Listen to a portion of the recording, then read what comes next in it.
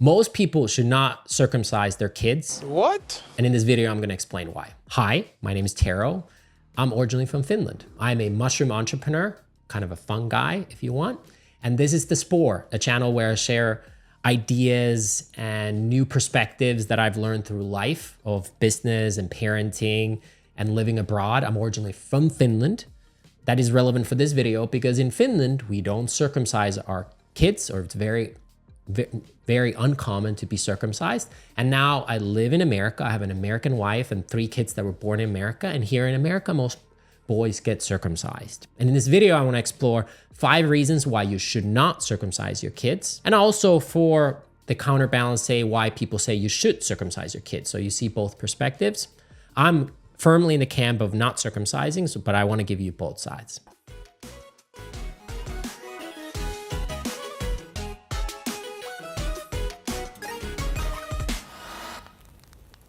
I've now lived in America, I think 8 years. And in part of that process, I've learned that there's some topics that you just don't talk about in America. You just don't address them. Vaccines is probably number 1. Circumcision is number 2, just closely ahead of politics if you're Republican or Democrat. People get very angry when you start talking about these topics, which is kind of funny or weird to me, to the point that there's such taboos that people are not even educated on the basics of these topics, in this case, circumcision, and they make decisions based on just what everyone else is doing without thinking of the consequences. Before I jump in on to the reasons why you shouldn't circumcise your kids, let's talk about what circumcision is. Sounds pretty simple, but it is surgically removing the foreskin or part of the foreskin from the male penis. Now, in theory, there's also female circumcision, which is pretty universally considered negative. More on that later. But it's mostly when we talk about circumcision, we talk about males and cutting the foreskin out, and usually on fairly newborn kids. This process is done for different reasons. There are mostly like Jewish and Islamic are probably the 2 big religions where there's religious and cultural reasons. There's also tribes in sub-Saharan Africa where people do it for cultural reasons. And those people do it for one reason. There's also a large group of people that claim these studies around that circumcision prevents STIs, STDs, and cancer. And in the last decade or 2, a lot of the original studies were proven out to be false or marginally indifferent. So where the probability of that cancer is anyway super low, and the STDs are not any less likely if you're circumcised or uncircumcised. So there's a lot of like historical brainwashing or old data that gets referenced, but then when you look at it, then that old data is proven out to be wrong. And some of the advice that people give is also a bit dated. And most reason why people circumcise is because everyone else was circumcised or they're circumcised. So just pass it on to the next generation, which as a parent, I think is not the best way to pass the traumas and mistakes of the past generations to the next generation, but I digress. So let's jump in. Let's talk about the reasons why you should not circumcise. First reason is that if you're uncircumcised as a male, you will enjoy sex more. There's a lot of nerve endings and sensitivity within the penis that the foreskin protects. If there is no foreskin, then in that case, the head of the penis is rubbing against your underwear or jeans or whatever, and all kinds of things, and it becomes desensitized. Some women say they also enjoy sex more with an uncircumcised male because the man is more sensitive, because they are more sensitive instead of being a jackhammer. But maybe women can comment on that themselves. From a male perspective, if you're uncircumcised, you will have more sensitivity and you will have a natural lubricant as a form of the foreskin. So actually the sex will be more enjoyable to the male. Secondly, circumcision is not common. Actually, I mean, this is probably the weakest of my 5 reasons, to be honest. So this is the one you could easily critique. If something is popular, it doesn't mean it's good. But here in America, more than half of men are circumcised. It used to be well over 60%. Now it's under 60%. It is declining, which is interesting. In the whole world, just a little over a third of people are circumcised. But if you look at all Mexico and South America, Europe, Asia by and large, they're not circumcised. For some funny reason, US, Canada, and Australia are in the circumcised camp, but most people in the world are not circumcised. It's normal to be not circumcised, which is the funny thing is that here in America, people say, if you're uncircumcised is like the weird thing, even though that is the baseline. You come into this world with a foreskin, and having that foreskin removed is not normal. It's normal to keep the foreskin, and then if you remove the foreskin, that's the exception. But here, people in common day language do the opposite, which is interesting. But most people are not circumcised, and that is basically one of the reasons. Again, this is my weakest of the 5, but just putting it out there. The third reason is a little conspiracy. Just be forewarned, but it's also truthful. But the reason is that hospitals encourage circumcision because they make money with it. They sell the foreskins of babies to medical companies for a lot of money. Okay, and this is not a conspiracy. You can find this online, even prices. If you want to look at how much does it cost to buy a baby's foreskin, they kind of make it nonchalant. It's like, oh, we'll take it away from you. You don't want to see that ugly baby foreskin. We'll take it out of your way. And then they go in the back room and sell it to the medical companies. To me, that's shady AF. And I actually think that is the reason why America, Canada, and Australia, circumcision is so common is because of the Benjamin's baby. These countries love making money. Nothing wrong with that, I think, in general, but in this case, it's a little sus. The fourth reason why you shouldn't circumcise is, I think, arguably by far the strongest. And in a way, it should be the only reason. It's because that's how nature intended it. That's how evolution intended it, okay? So that's how the species evolved. And there's a reason why we have a foreskin to protect the penis and be a natural lubricant without needing industrial lubricants with sex. So that should kind of, to me, be the only reason. Now everybody believes nature is better. Like we have weird things about our eyes and ears and this and that spine that evolution created that you could argue that like are suboptimal for today's world. Okay, you don't have to believe in it. But to me, this is a pretty powerful argument.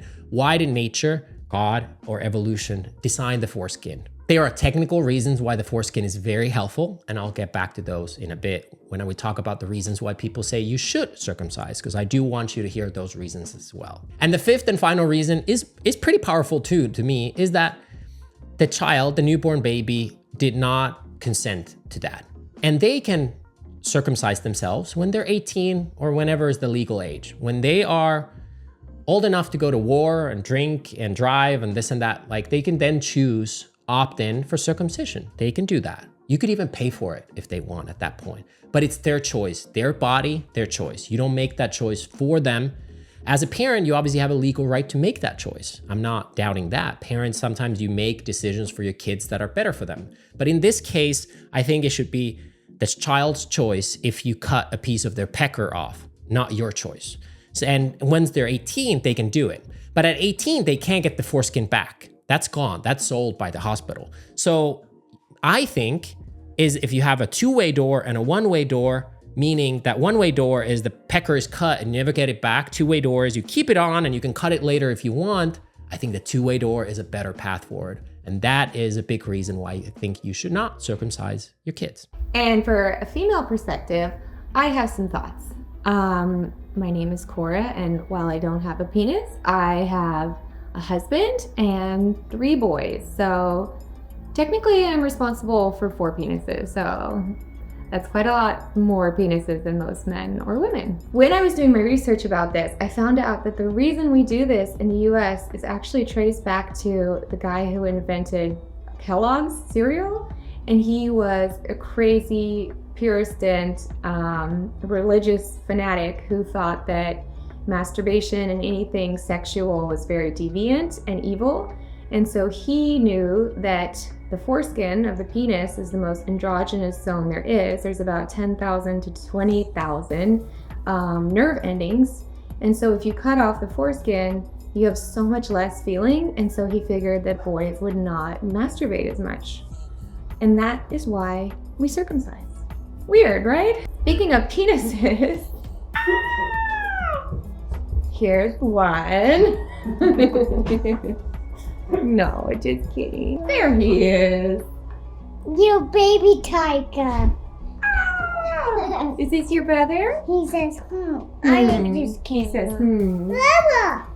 So while Tara and I were deciding whether to circumcise or not, one of the arguments in my head was that I don't want my sons to feel weird or abnormal or in the locker room to look around, and some people's penises look different than theirs, but I mean, everyone's penis looks different than everyone else's, so who cares? And then what I've learned since is that the percentage of people in America who are uncircumcised is going up. So really, there's no pro or con to doing it or not. And in the grand scheme of things, in the world, it's very rare to be circumcised. Okay, let's talk about the reasons why people think you should circumcise the child. Again, noting that there are cultural, religious reasons why people do it. And that's one reason. But let's talk about why those cultural and religious reasons exist in the first place. Long time ago, world has changed a lot.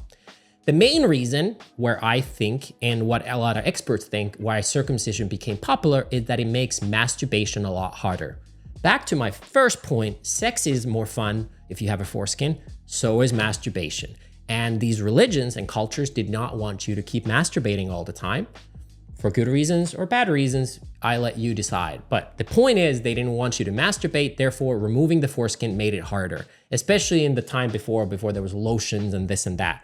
So back in the day, removing the foreskin, masturbation was way harder, and you were desensitized, so you're in a way also less horny. So that is the main reason why they did it. As medical world evolved, they became arguments around if you don't have the foreskin, you're less likely to get STDs, UTIs, and cancer. So there were statistics and studies made, and now there are old studies and credible authorities like AAP that would then say, like, oh, circumcision is fine, and if you do it, you have less likelihood of cancer and UTIs and STDs. Now, in more recent studies, that shows that there's not much of a difference, if any, between circumcised and uncircumcised, and in general, the probability of these cancers in the foreskin are incredibly low. And you're basically cutting off of a penis of your newborn baby for the chance of a 0.001% chance of something happening, which is pretty radical view in my opinion.